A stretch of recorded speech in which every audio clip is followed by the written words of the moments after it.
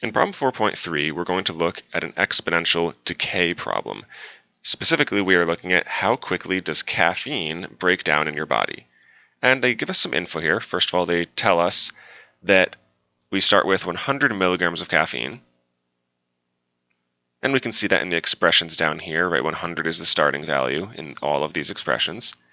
And they also tell us this other piece of information, which is that the half-life of caffeine is 6 hours.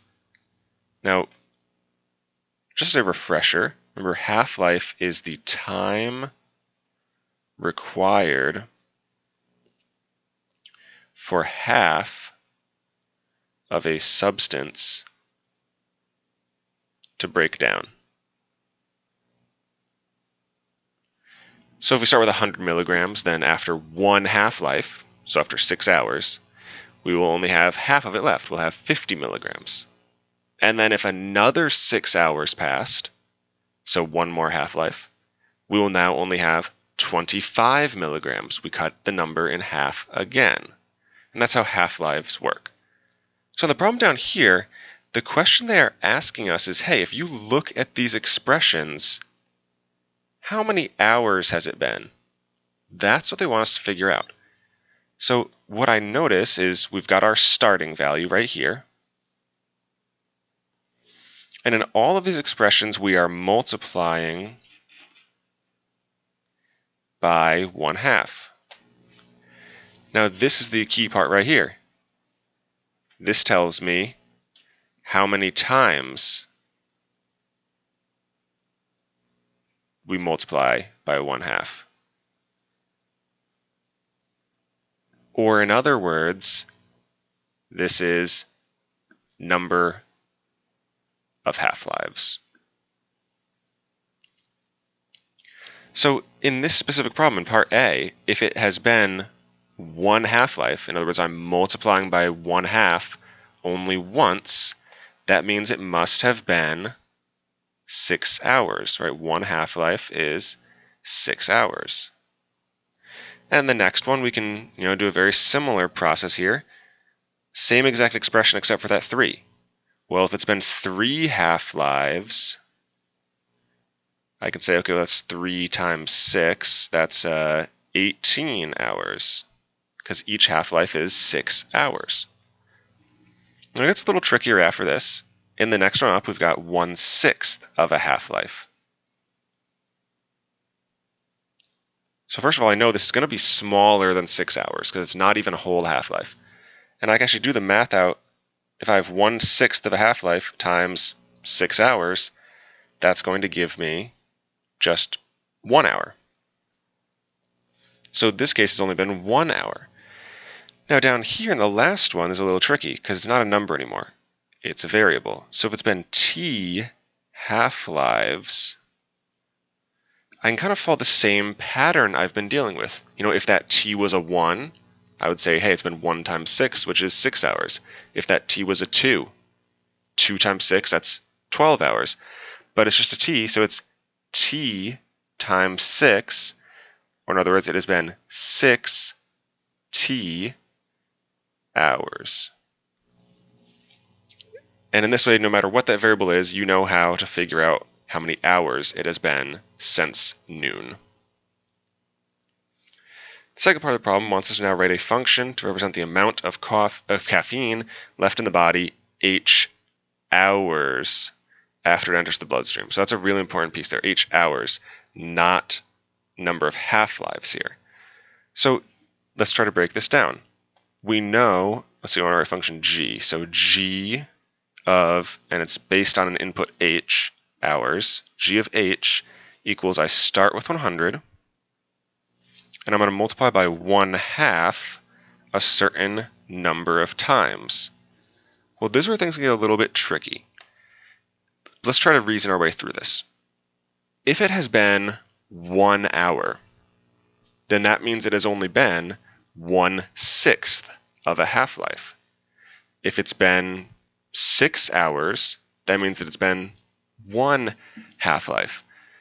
And you can kind of see where that's coming from as well, 6 hours out of the 6 that are needed. So this is kind of similar to the decade problem we did earlier, where to find how many half-lives it has been, we can take the number of hours and divide it by 6. So you can test this out for yourself.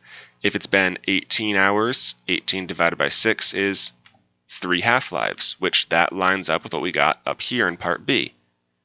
And you can check a bunch of other numbers if you would like. But this equation does work when we're now dealing with how many hours it has been instead of how many half-lives it has been. Now the last part of this problem, they're saying we have, again, another function, f, that represents the amount of caffeine left in the body after t 6-hour periods, or in other words, after t half-lives. So what they want us to do here is explain, why does g of 6 equal f of 1? And we can test that pretty quickly. G of 6 is just 100 times 1/2 to the 6 over 6. Well, 6 over 6 is just 1. It's been 1 half-life. We multiply by half once. F of 1 is 100 times 1/2. And in this case, it's just how many half-lives has it been, so I don't need to change the number up here at all.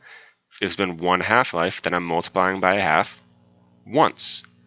So in both equations,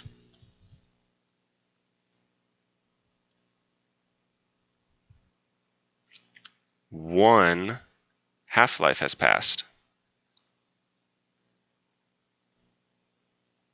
which means that there will be 50 milligrams of caffeine left in the body.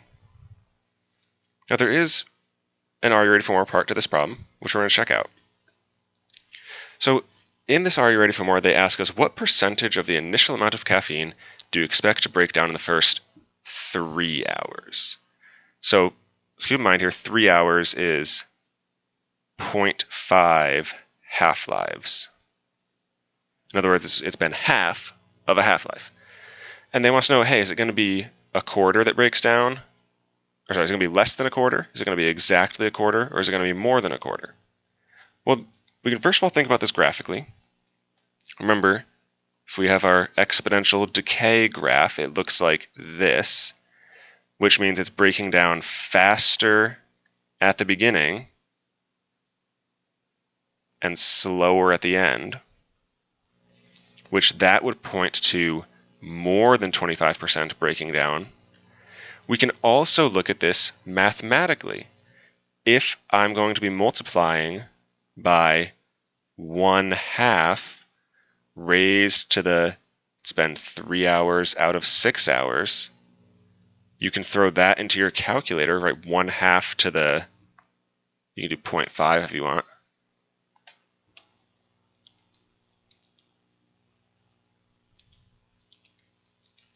That's going to give you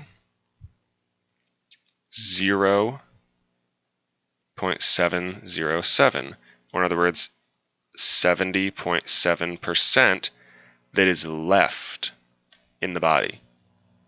Well, that means that 29.3% broke down, which is more than 25%. So both the graph and the calculation can kind of help us see that it breaks down more in the beginning and it breaks down slower in the end.